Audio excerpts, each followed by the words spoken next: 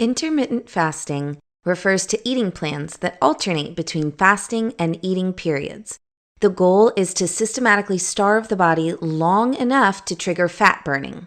While research is still underway and the method may not be suitable for everyone, there is evidence that, when done correctly, intermittent fasting can help lose weight, lower blood pressure and cholesterol, prevent or control diabetes, and improve brain's health. During a meal, carbohydrates in food are broken down into glucose.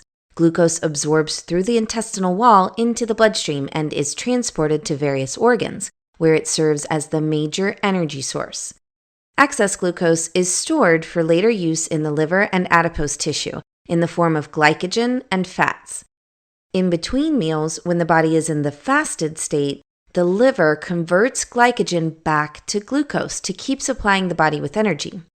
Typically, an inactive person takes about 10 to 12 hours to use up the glycogen stores, although someone who exercises may do so in much less time. Once the reserve of glycogen in the liver is depleted, the body taps into energy stores in adipose tissues. This is when fats are broken down into free fatty acids, which are then converted into additional metabolic fuel in the liver. Thus, if the fasted state lasts long enough, the body burns fat for energy and loses that extra fat. Losing the extra fat is translated into a range of associated health benefits. Insulin is the hormone required for driving glucose into cells. Insulin level is regulated to match the amount of glucose in the blood, that is, high after a meal and low between meals. Because insulin is secreted after each meal, eating throughout the day keeps insulin levels high most of the time. Constant high insulin levels may desensitize body tissues, causing insulin insensitivity, the hallmark of prediabetes and diabetes type 2. Fasting helps keep insulin levels low, reducing diabetes risks. Fasting also has beneficial effect on the brain. It challenges the brain the same way physical or cognitive exercise does.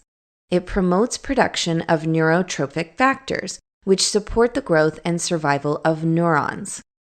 Fasting, however, is not for everyone. Among those who should not attempt fasting are children and teens, pregnant or breastfeeding women, people with eating disorders, diabetes type 1, advanced diabetes, or some other medical problems, people who are underweight or frail. Fasting can also be unsafe if overdone, or if not done correctly. There are several approaches to intermittent fasting, but the easiest to achieve is perhaps the one that simply extends the usual nighttime fast. A daily cycle of 16-hour fast followed by an 8-hour eating window is usually sustainable. For intermittent fasting to be safe and effective, it must be combined with balanced meals that provide good nutrition. It is important to stay hydrated and know your physical limits while fasting. The fast must be broken slowly.